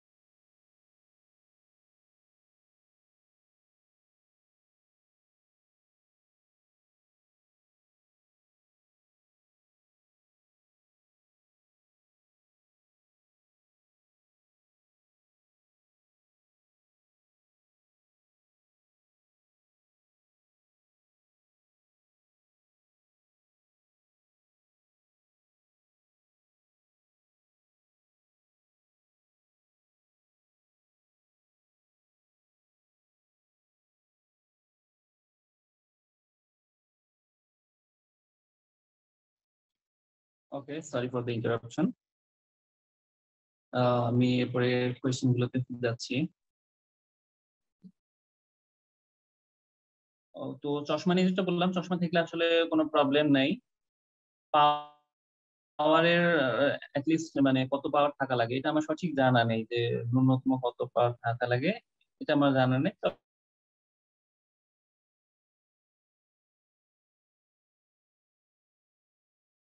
চশমা থাকলে প্রবলেম হবে। আগে বললাম প্র্যাকটিস করতে হবে, ভোকাবুলারি লেভেল বাড়াইতে হবে, গ্রামার সম্পর্কে ধারণা থাকতে হবে, তার মানে সর্বোপরি আপনার ভাবানুবাদ যেটাকে বলে ভাবানুবাদ সম্পর্কে ধারণা থাকতে হবে। পুরো কি মিন করতে যাচ্ছে হুবহু আপনি অ্যান্সার করতে না পারলেও হুবহু কিভাবে লিখতে পারছেন এটা জানতে পারলে কোন মিনিংটা দিতে যাচ্ছে এটা একটু ধরে আসার চেষ্টা করবেন। এটাতে আমার মনে হয় ভালো মার্কস আসছে। আমরা সবাই জানি যে ভাবানুবাদ আত্মিক অনুবাদের থেকে ভাবানুবাদটা বেশি অ্যাপ্রোপ্রিয়েট আর কি। তারপরে নেক্সট কোয়েশ্চেনটা হলো অনার্স থার্ড ইয়ারে পড়ি, এখন থেকে তো থার্ড ইয়ারে আসলে পড়লে আপনার third year fourth year complete করে বিসিএস এ বসতে বসতে আরো 3 বছর সময় লেগে যায়। তো এত সময় ধরে ধৈর্য থাকাটা কোয়েশ্চেন। থার্ড ইয়ার কমপ্লিট করে আমার মনে হয় যে আপনি বিসিএস প্রিপারেশন শুরু করেন। থার্ড ইয়ার কমপ্লিট করে তাহলে অনার্স শেষ হতে আর 1-1.5 বছর থাকে। এই সময়ের মধ্যে আপনি ফোর্থ ইয়ার প্রিপারেশনও নিবেন, আবার নিজের বিসিএস প্রিপারেশনও নিবেন। তো আমি নিজেও আসলে সত্যি কথা থার্ড ইয়ার শেষ করে আমি মোটামুটি পড়া শুরু করেছিলাম বই বলতে সিলেবাস নিয়ে ঘাটাঘাটি, কোয়েশ্চেন ব্যাংক নিয়ে ঘাটাঘাটি, এগুলো শুরু করেছিলাম। তো যে আমাকে কোয়েশ্চেন করে যে কখন থেকে পড়বো, আমি এটার জন্য সাজেস্ট করি যে হচ্ছে আপনারা থার্ড ইয়ার এক্সাম শেষ করে আপনি বিসিএস প্রিপারেশন নিতে পারেন। নেক্সট কোয়েশ্চেন হলো কোন কোন বুক গুলো ফলো করবো।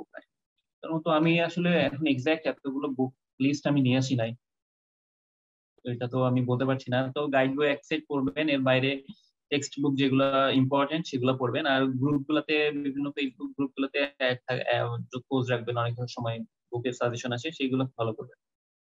তারপরে কোয়েশ্চেন, পররাষ্ট্র পেতে 600+ পেতে হয়, মাস্ট লিখতে। এটাও আসলে একটা মিথ যে পররাষ্ট্র পেতে কত মার্কস পাওয়া লাগবে এটা তো বাইরের মানুষ জানার কথা না। আর অনেক সময় দেখা যাচ্ছে যে মার্কস কম দিয়েও, লিখিত মার্ক কম দিয়েও ভাইভাতে ভালো করে অনেক পররাষ্ট্র নিয়ে আসছে, ক্যাডার নিয়ে আসছে। তবে এই জিনিসটা সঠিক যে পররাষ্ট্র ক্যাডার পাইতে হলে আপনাকে অন্যান্য ক্যাডারের মধ্যে থেকে ভালো মার্কস, সবচেয়ে বেশি মার্কসই সাধারণত পাওয়া লাগে আর কি। এর বাইরে অনেকে পররাষ্ট্র ক্যাডার চয়েসে থাকে না, তারা অন্যান্য ক্যাডারে চলে যায়। যেমন আমরা জানি থার্ড বিসিএস যিনি ফার্স্ট হয়েছিলেন, তার কিন্তু written marks the highest marks he got in BCS written, but he didn't have foreign cadre in his choice list. তো এই জিনিসগুলো অনেক ইম্পর্টেন্ট যে আপনার কি ধরনের চয়েস দিচ্ছেন, কোনটা চয়েস দিচ্ছেন এর উপর নির্ভর করে।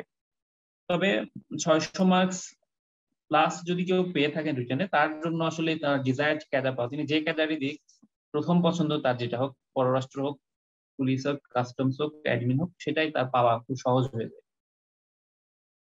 আমার আনুমানিক রিটার্ন মার্কস কত ছিল এটা আসলে কনফিডেন্সিয়াল, এটা আমি শেয়ার করতে যাচ্ছি না। আর আমি যে আনুমানিক কত পাবো এটা তো আসলে এটা আমার নিজের অনুমান, এটা যে বাইরে আসলে সঠিক হবে কিনা এটা ঠিক জানা নেই।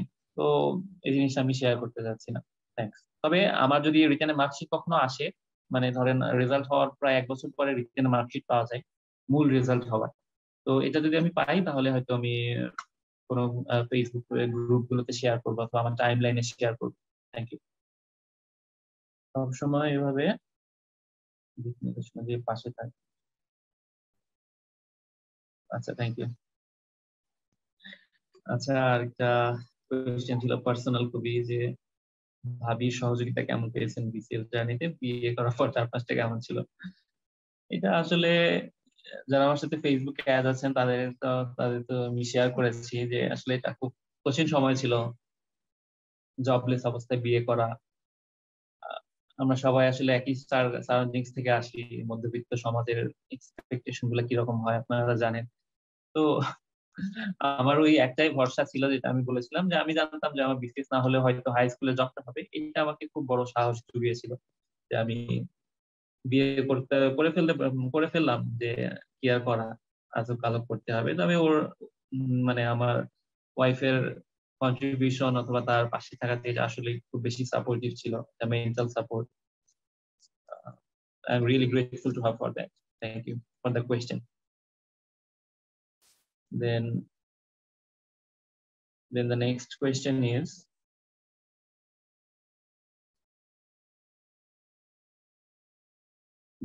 অনেকগুলো কোয়েশ্চেন এসেছে, আমি একটু দ্রুত অ্যান্সার করে যাবো এরপর থেকে, ঠিক আছে? নেক্সট কোয়েশ্চেন আবার ইমরান করেছে যে ইংলিশ লিখিত। তো ইমরান, আমি তোমার কোয়েশ্চেন অ্যান্সার দিয়েছি। আশা করি তোমার যদি এর পরের কোনো কোয়েরি থাকে তুমি আমাকে ইনবক্স করবা ফেসবুকে। অঙ্কে অনেক কাঁচা, আমি এটা কিভাবে কভার করবো? তো যারা অঙ্কে খুব বেশি দুর্বল তাদের জন্য আসলে একটু কম্পিটিশনটা টাফ হয়ে যায়, কারণ অঙ্কে সবাই 100-95 তুলে ফেলতে পারে। আপনার একটা যোগ্য প্রার্থী, তো আপনি যদি কাঁচা হন, একটু দুর্বল, তো আপনাকে একটু লং টার্ম প্রিপারেশন নিতে হবে। অঙ্কে খুব বেশি কাঁচা হন, আমি বলবো যে টেক্সট বুক গুলা থেকে শুরু করবেন। 6, 7, 8, 9, 10 এই টেক্সট বুক 3টা কমপ্লিট করেন, নট 6, 7। 6, 7 খুব বেশি এলিমেন্টারি হয়ে যায়, খুব বেশি প্রাথমিক পর্যায়ের হয়ে যায়। আমার মনে হয় এত গভীরে যাওয়ার দরকার নেই। তবে যদি 7, 8, 9, 10 এর ম্যাথ বই না বুঝেন, তখন আবার একটু পিছনে যাবেন, 6, 7 করবেন। করে হচ্ছে আপনি প্রিলিমিনারি ম্যাথটা আগে ভালো করে কমপ্লিট করেন। আগে রিটেন ধরার দরকার নেই, প্রিলিমিনারি ম্যাথ খুব ভালো করে কমপ্লিট করবেন। 6, 7, 8, 9, 10 যদি 6, 7 এর মনে করেন যে প্রয়োজন নাই, তাহলে এগুলো বাদ দিবেন। এর বাইরে 11, 12 শ্রেণীর ম্যাথ গুলো, এগুলো একটু কঠিন হয়। তো প্র্যাকটিস করতে থাকেন, রুলস গুলো খাতায় লিখে নেন, দেওয়ালে টাঙিয়ে নেন অঙ্কের নিয়মগুলো, সূত্রগুলো। তারপর শুধু অঙ্ক বলতে কিন্তু ত্রিকোণমিতি, বীজগণিত আর পাটিগণিত না, ত্রিকোণমিতি, তারপর হলো সেট, তারপর একটু আগে বলেছিলাম প্রবাবিলিটি, পারমুটেশন, কম্বিনেশন, এই সবগুলো হচ্ছে আপনি মাথায় রাখবেন। অনেকে দেখা যাচ্ছে যে পাটিগণিত, বীজগণিত পারে কিন্তু ত্রিকোণমিতি, তারপর হলো সেট অঙ্ক, ভেন চিত্র, এই জিনিসগুলো পারছে না। তো সবগুলোই প্রিপারেশন রাখবেন, সবগুলো মাথায় রাখবেন। নেক্সট কোয়েশ্চেন, লিখিত পরীক্ষার জন্য কিভাবে প্রস্তুতি নিয়েছিলেন, বাংলাদেশ প্লাস আন্তর্জাতিক? লিখিত পরীক্ষার প্রস্তুতি আসলে আমার জন্য খুব কঠিন সময় ছিল। আমি লিখিত পরীক্ষার প্রিপারেশনটা সেভাবে ভালোভাবে নিতে পারি না। বাংলাদেশ আন্তর্জাতিক বিষয়াবলীতে তো আমি এবারে মধ্যম সারির প্রিপারেশন নিয়েছিলাম, আমি ডাইজেস্ট ফলো করেছিলাম। এর বাইরে কিছু কারেন্ট সাপ্লিমেন্টস, যেগুলো সাম্প্রতিক বিষয় নিয়ে লিখিত হয়, বাংলাদেশ বিষয়াবলী এবং আন্তর্জাতিক বিষয়াবলীতে সাম্প্রতিক থেকে অনেক কোয়েশ্চেন আসে। তো এই কারণে কারেন্ট যে সাপ্লিমেন্টস গুলো, এই জিনিসগুলো পড়াশোনা করবেন, এই জিনিসগুলো নিয়ে প্রিপারেশন নিতে হবে। এর বাইরে গাইড বই কিনেছিলাম রিটেনের জন্য, কিন্তু রিটেনের গাইড, প্রিলিমিনারি গাইড বই যেভাবে পড়েছি, রিটেনের গাইড বই তার 10% পড়তে পারিনি। তো ডাইজেস্ট থেকে মূলত আমি প্রিপারেশন নিয়েছিলাম। আর এর বাইরে হচ্ছে কিছু ডাটা, চার্ট, ছক, এই জিনিসগুলো লাগে, মানচিত্র লাগে রিটেনের পরীক্ষায় বাংলাদেশ আন্তর্জাতিকে ভালো করার জন্য। এরকম অর্থনৈতিক সমীক্ষা, যেটাতে আমাদের গভর্নমেন্টের সার্কুলার প্রতি বছর জুন মাসে বের হয়, সেটা পড়েছিলাম, কিছুটা ফলো করেছিলাম। তারপর বাজেটটা একটু দেখেছিলাম। কারেন্ট অ্যাফেয়ার্স এ যে বাৎসরিক যে মানে সালতামামি যেটা আছে, ওইটা পড়েছিলাম। আর ফেসবুক থেকে কিছু মানচিত্র, প্রয়োজনীয় মানচিত্র ডাউনলোড করেছিলাম, সেগুলো প্র্যাকটিস করে এগুলো আমি খাতায় দিয়ে আসতে পেরেছিলাম। তো মোটামুটি মধ্যম সারির প্রিপারেশন ছিল বাংলাদেশ এবং আন্তর্জাতিক বিষয়াবলীর জন্য। তো আমি মাথায় রাখবেন যে কোনো সাবজেক্টে যদি আপনার মধ্যম সারির প্রিপারেশন হয়, তাহলে বাকি অন্য যে সাবজেক্ট আছে সেগুলোতে অবশ্যই ভালো করার চেষ্টা করবেন। আমি যেহেতু বুঝেছিলাম যে আমার বাংলাদেশ এবং আন্তর্জাতিকের প্রিপারেশন মধ্যম সারি, তাই আমার ইংলিশের, বিজ্ঞানের প্রিপারেশন আমি খুব ভালো নেওয়ার চেষ্টা করেছিলাম, এবং আমার মনে হয় যে এই স্ট্র্যাটেজিটা সফল ছিল। ইংলিশ ভালো করবো কিভাবে? ইংলিশ গ্রামার একদম দুর্বল, ক্লিফস টফেলটা ভালোভাবে শেষ করলে টুলি কভার। দেখেন, ক্লিফস টফেলটা আসলে খুব কঠিন একটা গ্রামার, খুব কঠিন একটা বই। এটাকে সাধারণত বলা হয় যে ইংলিশ গ্রামারের বাইবেল, টোফেলটাকে। ব্যালেন্স টফেল এবং ক্লিফস টফেল। তো আপনারা খুব বেশি যদি দুর্বল হন, তাহলে আমি বলবো যে অ্যাডভান্স ইংলিশ গ্রামার যে বইটা আছে, সে বইটা আগে ফার্স্টে ডিল করুন। কারণ প্রথমে ক্লিফস টফেল, ব্যালেন্স টফেল এগুলো পড়তে গেলে আপনি বুঝতে পারবেন না। যদি আপনার অ্যাডভান্স গ্রামার পড়া না থাকে, মানে এবিসিডি না পড়া থাকে, তাহলে তো আপনি এরপরে স্টেজটা পারবেন না। টোফেল, আর একটা জিনিস, টোফেল বইগুলো যদি আপনি পড়েন, তাহলে শুধু বিসিএস কেন, যে কোনো ওয়ার্ল্ড ওয়াইড যে কোনো গ্রামার পরীক্ষায়, গ্রামারের এক্সামে আপনাকে আটকাতে পারবে না। তো টোফেলটা পড়তে হলে সময় নিয়ে পড়তে হবে। যারা এখন থার্ড ইয়ারে আছেন অথবা ফোর্থ ইয়ারে আছেন, প্রিলিমিনারি শুরু করবেন, তাদের জন্য আমি বলবো যে আপনারা যদি ইংলিশে দুর্বল হন, তাহলে অবশ্যই অ্যাডভান্স গ্রামার, ক্লিফস টোফেল, অথবা টোফেলের বাংলা পাওয়া যায়। ব্লিটজ টোফেল এবং ব্যারেন্স টোফেল দুইটা বই সম্মিলিত করে একটা বাংলা করেছে, প্রকাশনীর নামটা আমার জানা নেই। সেই বইটা খোঁজ করবেন লাইব্রেরিতে, সেই বইটা পড়বেন, তাহলে একটু ইজি হবে। টোফেল গুলো সাধারণত ইংলিশ ভার্সনে লেখা, তো ব্লিটজ টোফেল ব্যালেন্স টোফেল তো একটু কষ্ট হয়ে যায়। নেক্সট, ইংলিশ লিখিত পরীক্ষার জন্য কিভাবে প্রস্তুতি নিব এখন থেকে? 40তম 43তম তো আবেদন করিনি, ফরেন অ্যাফেয়ার্স যাচ্ছি, পররাষ্ট্র পেতে 600 পেতে হবে, মাস্ট। তো আসলে 600 মাস্ট পেতে হবে এই ধরনের, বললাম একটু আগে, ধরা বাঁধা কোনো নিয়ম নেই। তবে পররাষ্ট্র ক্যাডার ফার্স্ট চয়েস দিয়ে পেতে হলে আপনার অনেক মার্কস ক্যারি করা লাগবে। লিখিত অথবা ভাইবা, যে কোনো একটাতে এক্সট্রা অর্ডিনারি করতে হবে, ঠিক আছে? তো পররাষ্ট্র দিলেন, আপনি লিখিত যদি 600 নাও পান, তাও যদি ভাইবা খুব ভালো হয়ে যায়, খুব বেশি ভালো হয়ে যায়, তাহলে হচ্ছে আমি আশা করি যে আপনি পেয়ে যাবেন ফরেন অ্যাফেয়ার্স। আর ফরেন অ্যাফেয়ার্স ফার্স্ট চয়েস দিলে ইংলিশ স্পিকিংটা একটু ভালো করার চেষ্টা করুন। ভাইভাতে এটা ধরে অনেক সময়, কারণ পররাষ্ট্র ক্যাডার তাদেরকে বহির্বিশ্বে অনেক অ্যাফেয়ার্স ডিল করতে হয়। তো ইংলিশ, তবে ইংলিশ স্পিকিংটা যে কোনো ক্যাডারের জন্য খুব বেশি দরকারি। আপনি ইংলিশ স্পিকিং করতে পারলেন মানে আপনি ভাইভাতে একটা প্লাস পয়েন্ট পেতে যাচ্ছেন। আমার কিন্তু ইংলিশ স্পিকিং আমার পররাষ্ট্র ফার্স্ট চয়েস ছিল না, কিন্তু পুলিশ ক্যাডার ফার্স্ট চয়েস ছিল, তারপরও আমার ফুল ভাইভাটা ইংলিশে হয়েছিল। আমার মনে হয় যে এটার জন্য আমি একটা পজিটিভ পয়েন্ট পেয়েছিলাম, ভাইভাটা ভালো হয়েছিল।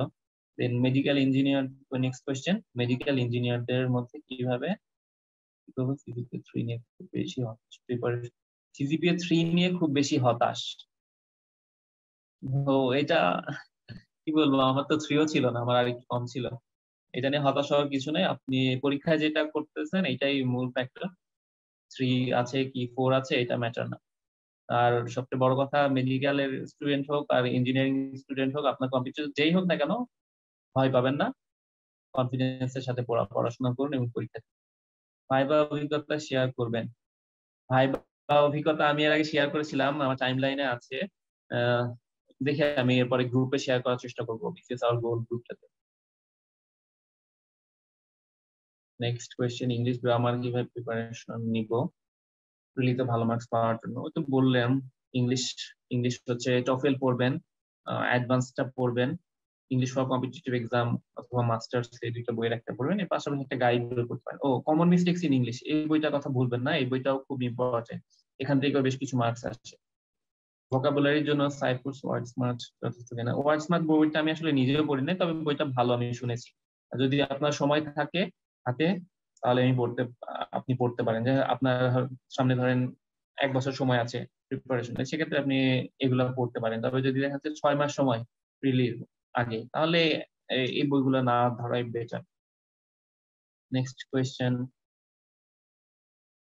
Can you provide some guidelines regarding international affairs? International affairs এর ক্ষেত্রে এই যে একটু আগে বললাম, সাম্প্রতিক বিষয়গুলো পড়বেন, ডিপ্লোম্যাটিক বিষয়গুলো খেয়াল রাখবেন, চারিদিকে কি হচ্ছে নিউজ পেপার গুলো ফলো করবেন।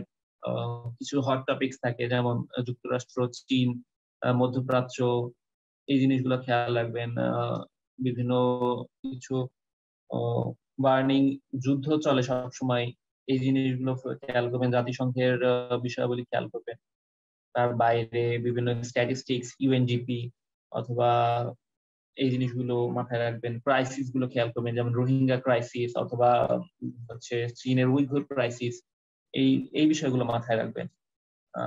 সবচেয়ে বড় কথা হচ্ছে যে ইন্টারন্যাশনাল বিষয়ের জন্য অনেক বেশি পড়তে হয়, ইন্টারন্যাশনাল অ্যাফেয়ার্স এর জন্য অনেক বেশি পড়তে হয়, যেটা মুখস্থ রাখতে হয়।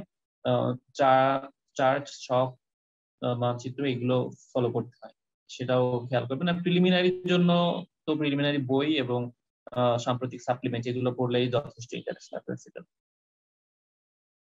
পুলিশ ক্যাডারের সুযোগ সুবিধাগুলো বিস্তারিত বলতেন। এই 14 ফেব্রুয়ারি জয়েন করার পর থেকে কি বেতন পাবে নাকি ট্রেনিং এর পর থেকে? আসলে আমরা 14 ফেব্রুয়ারিতে জয়েন করার পর থেকে স্যালারি পাবো, এটা ট্রেনিং এর জন্য না। ট্রেনিং এ এটা যারা সাব ইন্সপেক্টর এবং তার নিচের পোস্টে আছে তাদের জন্য মনে হয় ট্রেনিং এর পর থেকে স্যালারি, কিন্তু আমরা ক্যাডার হিসেবে যারা জয়েন করছি তারা জয়েনিং এর দিন থেকেই স্যালারি এবং রেশন দুইটাই পাবো। আর সুযোগ সুবিধা, এটা তো আপনারা আসলে সবাই জানেন কোন ক্যাডারের সুযোগ সুবিধা। জিপলি বলতে এখন অত সময় নেই, আর আমি এত জিপে যেতেও যাচ্ছি না, অনেক অফিসিয়াল ব্যাপার থাকে, আমি এত কিছু আর বলতে যাচ্ছি না। আপনারা একটু গুগলে সার্চ করে অথবা ফেসবুকে সার্চ করে জেনে নেবেন। নেক্সট কোয়েশ্চেন যে করেছেন তিনি হলো ইংলিশ লিটারেচারের স্টুডেন্ট, রেজাল্টে কোনোভাবে সেকেন্ড ক্লাস থাকছে, তৃতীয় বর্ষ ফাইনাল দিচ্ছি, ম্যাথ বিজ্ঞানের অবস্থা ভালো না। তো যে সাবজেক্টের অবস্থা ভালো না সেই সাবজেক্টে আপনি প্রিপারেশন নিতে থাকেন, পরীক্ষার আগের দিন পর্যন্ত প্রিপারেশন নিতে থাকবেন। তবে খেয়াল করবেন যে সাবজেক্টে আপনি দুর্বল সেই সাবজেক্টে জোর করে ভালো করতে গেলে কিন্তু নেগেটিভ মার্কিং চলে আসবে। একটা ভুল কোশ্চেনের জন্য 0.5 মার্কস, তো ভুল উত্তরের জন্য আর কি। তো চেষ্টা করবেন খুব যেগুলাতে দুর্বল আপনি সেই সাবজেক্ট গুলোতে যেটা পারছেন সেটাই অ্যান্সার করতে, জোর করে অ্যান্সার করতে গিয়ে নেগেটিভ মার্কিং নিয়ে আসা কোনো দরকার নেই। Thank you. আর ইংলিশ লিটারেচারের যেহেতু স্টুডেন্ট আপনি চেষ্টা করবেন যে ইংলিশ বাংলা এগুলোতে ভালো করার, এগুলোতে অনেক ভালো করার সুযোগ আছে। ম্যাথ বিজ্ঞানে যদি একটু দুর্বলতা থাকে তাও English Bangla GK general knowledge এগুলো দিয়ে আপনি কভার করতে পারবেন। প্রিলিমিনারিতে মিনিমাম কত মার্কস হলে চান্স পাবে, এটা আসলে কম্পিটিটিভ এক্সামের ক্ষেত্রে তো বলা যায় না যে কত মার্কস এক্সাক্ট থাকা লাগবে। তবে 120 মার্কস কেউ যদি পায় তার আসলে সে নিশ্চিত থাকতে পারে যে তিনি প্রিলিমিনারিতে কোয়ালিফাই করবেন। নেক্সট কোয়েশ্চেন হাইট নিয়ে। 5.4 হাইট মানে 5 ফিট 4 ইঞ্চি হাইট পুলিশ ক্যাডার প্রথম জানানো উচিত হবে কিনা, এটা আপনি একটু নিজে ভেবে দেখেন। তবে আমার সাজেশন থাকবে যে এটা না দেওয়াটাই বেটার। 5.4 আমি হলে দিতাম না আর কি। তবে আপনি নিজে তারপরে ভেবে চিন্তে দেখবেন, কারণ ভাইবা বোর্ডে অনেক কিছু দেখে তো, পুলিশ ক্যাডার যার ফার্স্ট চয়েস তাকে সাধারণত দেখতে চাই যে হাইটে বেটার থাকা। ইভেন আমার হাইট 5.8, তারপর আমি একটু ভয় ছিলাম যে আমার হাইট থেকে আরো বেটার হওয়া উচিত ছিল কিনা। যাই হোক আপনি একটু ভেবে দেখবেন, নিজে ভেবে দেখবেন। আমি আসলে কোনো মানে অবজেক্টিভ অ্যান্সার দিতে পারছি না আপনার এই question. Next question, coaching centre কেমন ভূমিকা পালন করে ম্যাথ সায়েন্সে ভালো করতে চাই? কোচিং সেন্টার আসলে ওই যে আপনার ধারাবাহিকতা বজায় রাখার জন্য কোচিং সেন্টারটা দরকার আছে। কোচিং সেন্টার যে আপনাকে খুব অনেক কিছু শিখিয়ে দিবে সেটা কিন্তু এক্সপেকটেশন রাখাটা না বলার থেকে ভালো, আর নিজেকেই পড়তে হবে। কোচিং এ গেলে আপনি পাবেন আপনার অবস্থানটা কোথায়। আপনার কম্পিটিটিভ এক্সামে সবসময় খেয়াল রাখবেন আপনার অবস্থান থেকে আপনার যে রাইভাল মানে আপনার যে প্রতিদ্বন্দ্বী তাদের অবস্থাটা বিবেচনা করতে হবে। তো এটা খেয়াল করলে কোচিং সেন্টারটা একটা ভালো জায়গা যেখানে আপনি রাইভালদের অবস্থা চিন্তা করতে পারবেন, আপনার পজিশন মেরিট পজিশন খুঁজে পাবেন। ঠিক আছে। আর ম্যাথ সায়েন্সে ভালো করতে চাই, ম্যাথের ওই যে বললাম প্রথম দিকে যে বইগুলা গাইড বই পড়তে হবে। বেসিক ম্যাথস যে বইটা আছে হাই বেসিক ম্যাথ ওইটা পড়তে পারেন। এর বাইরে হচ্ছে যে ক্লাস 9 10 টেক্সট বুক গুলো পড়তে পারেন। Thank you. এনআইডিতে বাবার এনআইডিতে ভুল আছে জয়েনিং লেটারে, আমার মনে হয় না এটা সমস্যা হওয়ার কথা। এনআইডিতে নামে সবারই ছোটখাটো ভুল থাকে, আমারও ছোট্ট একটা ভুল ছিল বাবার নামের ক্ষেত্রে, এটা আসলে কোনো প্রবলেম হয় নাই। নেক্সট কোয়েশ্চেন আবার করেছে যে হাইট নিয়ে পুলিশ ক্যাডারে হাইট নিয়ে আসলে অনেকেই ওরিড থাকে। আপনারা আমি যেহেতু একবারে আসলে ডিপার্টমেন্টে নতুন, তো আমি এই জিনিসটা একটু কমপ্লেক্স বিষয় যে 5 ফিট 4 ইঞ্চি এক্সাক্ট। আমার মনে হয় যে আপনার আরেকটু সিনিয়র কেউ থাকলে পুলিশ ডিপার্টমেন্টে যারা জব করেন আপনাদের পরিচিত ফেসবুকে থাকলে আপনারা এই বিষয়টা নিয়ে জেনে নিয়ে ভালো হবে। তবে আমার মনে হয় যে যা 5 ফিট 5 ইঞ্চ আছে তারা দিতে পারেন। 5 ফিট 4 যদি আপনার থাকে, আপনি যদি নিজে কনফিডেন্ট হন যে না আমার অবশ্যই 5 ফিট 4 ইঞ্চি হবে, তাহলে আপনি দিতে পারেন। আপনার আত্মবিশ্বাসটা অনেক বেশি গুরুত্বপূর্ণ, কারণ ফিতা দিয়ে কখনো মেপে দেখে না, গজ ফিতা দিয়ে যে কার হাইট কত। ভাইবা এক্সপিরিয়েন্সটা শেয়ার করবেন বলেছেন, তো আমি এটা অলরেডি ফেসবুকে করেছি। Can I get your FB ID name? আচ্ছা, এফবি আইডি নেম ওই যে পেজটাতে মনে হয় দিয়েছে, ওখান থেকে নিয়ে নেবেন। আর এই তো এই অ্যান্সার গুলো আমি করতে যাচ্ছিলাম, অ্যান্সার মোটামুটি করেছি।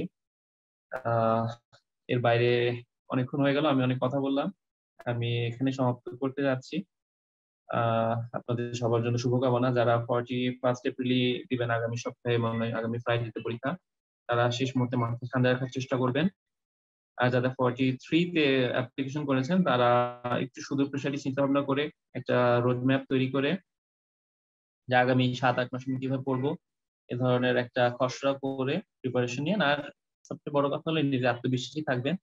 আমার লিখিত পরীক্ষা জাস্ট ছোট্ট একটা এক্সপিরিয়েন্স, আমার লিখিত পরীক্ষা যখন শেষ হয়েছিল আমার ম্যাথ পরীক্ষা খুব খারাপ হয়েছিল। আমার এক বন্ধু আর কি বলেছিল যে তাহলে আর ভাইবা দিয়ে দরকার নাই, ম্যাথ এখন এত খারাপ হয়েছে।